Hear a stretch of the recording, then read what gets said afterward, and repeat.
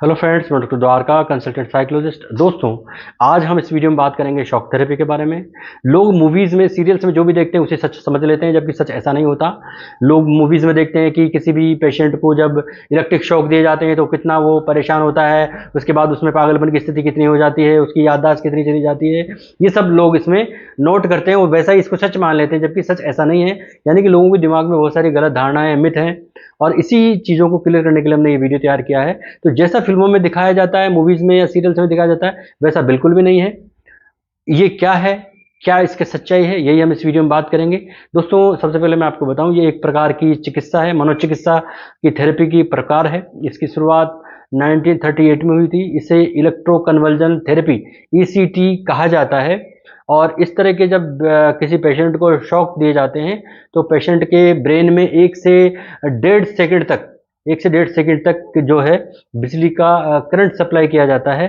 और ये करंट जो है 60 से 130 वोल्ट, लगभग नियर अबाउट 130 वोल्ट का दोनों तरफ से दिया जाता है। बहुत कम समय में बहुत कम वोल्ट का ये इलेक्ट्रिक शॉक दिया जाता है।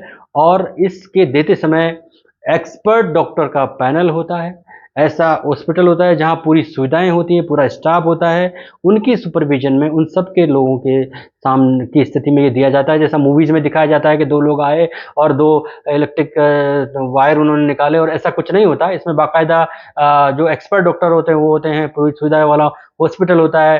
केवल और केवल का जो है कोई निचले स्टाफ के द्वारा ये सब प्रक्रिया नहीं होती। अब ये किन पेशेंट्स को दिया जाता है? ये उन पेशेंट्स को दिया जाता है जिनको मानसिक बीमारी में इलाज करते करते समय निकल रहा है, कोई फायदा नहीं हो रहा, या जो बहुत गंभीर है।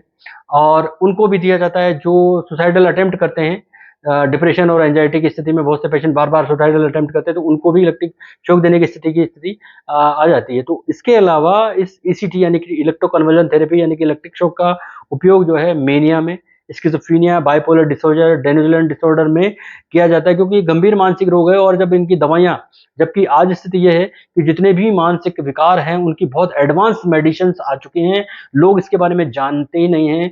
जबकि साइकियाट्रिक फील्ड में ऐसी-ऐसी दवाइयाँ आ गई जो अनेक मनोविकार, अधिकांश मानसिक रोगों को केवल दवाइयों के लेवल पर ही ठीक कर देते हैं।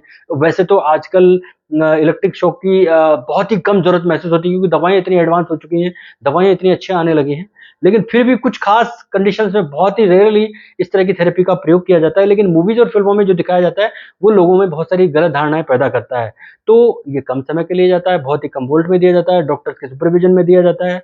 और जो वो पेशेंट जो जिनका दवाइयों पे से फ़ायदा नहीं आ रहा है, या जो सुसाइडल अटेम्प्ट कर लेते हैं, चाहे वो एंग्ज़ायटी के हों, डिप्रेशन के हों, उन लोगों को ये थेरेपी काम में लेकर के उनको ठीक करने का प्रयास किया जाता है।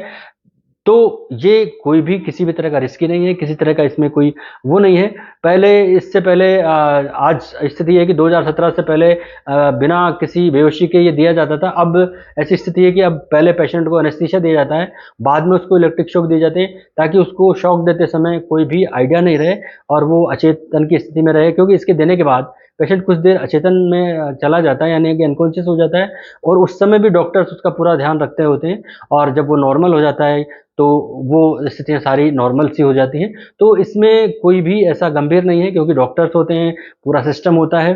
तो इस थेरेपी का यूज़ रेयरली किया जाता है, क्योंकि दवाइयाँ इतनी एडवांस हो चुकी हैं। इसके बाद भी कुछ खास केसेस में इसको दिया जाता है, तो इसमें कोई भी चिंता की बात नहीं है, कोई भी गलत धारणा इसके बारे में नहीं बनानी चाहिए। ये पूरी तरह से एक्सपर्ट डॉक्टर के सुपरविजन में दिया जाता है, और कुछ खास परिस्थितियों में ही दिया जाता है। ईसीटी करने के बाद, यानी कि इलेक्ट्रोकन्वर्जन थेरेपी देने के बाद पेशेंट की एकाग्रता में अगर हम देखें तो थोड़ा बहुत फ़र्क आ जाता है। वो कुछ समय के लिए आता है, जो कि बाद में कुछ ही समय बाद नॉर्मल हो जाता है, ठीक हो जाता है।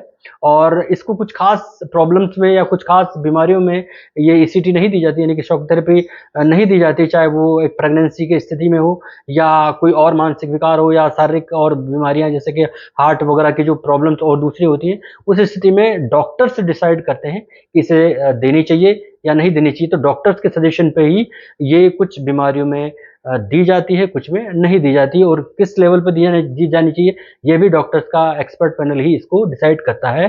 तो इसमें ज़्यादा घबराने की बात नहीं है, ज़्यादा गलत धारणाएँ दिमाग में रखने की ज़रूरत नहीं है, ना ही किसी व्यक्ति को पागलपन की स्थिति बढ़ जाती है, बल्कि ये उस स्थिति से बाहर निकालने के लिए दिया जाता है, बल्कि रोगों को ठीक करने के लिए इस थेरेपी का काम में लिया जाता है। जबकि आज स्थिति ये है कि बहुत सारी मेडिसिन्स मार्केट में अपने आप हर एक प्रॉब्लम के लिए बन चुकी है, आ चुकी है, क्योंकि मेडिसिन जो है, मेडिसिन डिपार्टमेंट इतना ज़्यादा एडवांस हो चुका है कि सब बीमारियों की दवाइयाँ आज अवेलेबल है, दवाइयों से ही बहुत कुछ ठीक हो जाता है। ये तो बहुत ही खास केसेस में जब दिया जाता है, जब कोई और चारा ही नहीं बचता, या जब दिया जाता है तो उसमें बहुत सारी सुधार की स्थितियाँ हो गई हैं, तो इसमें कोई भी मिथ रखने की ज़रूरत नहीं है। अगर आपका डॉक्टर किसी भी स्थिति में आपको सजेस्ट करता है, तो आपको डॉक्टर्स को कोऑपरेट करना चाहिए और उनको उनकी बात को फ़ॉलो करना चाहिए, ताकि अगर कोई ऐसा पेशेंट है तो उनमें जल्दी सुधार आ सके, क्योंकि ये जल्दी सुधार आने के लिए दिया जाता है। मूवीज़ में जैसा बताया जाता है वैसी स्थिति इसमें नहीं होती, ना ही तो पागलपन बढ़ता है, ना ही याददाश्त जाती है, बल्कि ये ठीक होने की स्थिति के लिए ही दिया जाता है। तो ये है इलेक्ट्रिक शॉक थेरेपी या इलेक्ट्रोकन्वर्जन थेरेपी। इसके बारे में अगर कोई जानकारी चाहिए तो आप कमेंट कर सकते हैं। धन्यवाद, नमस्कार।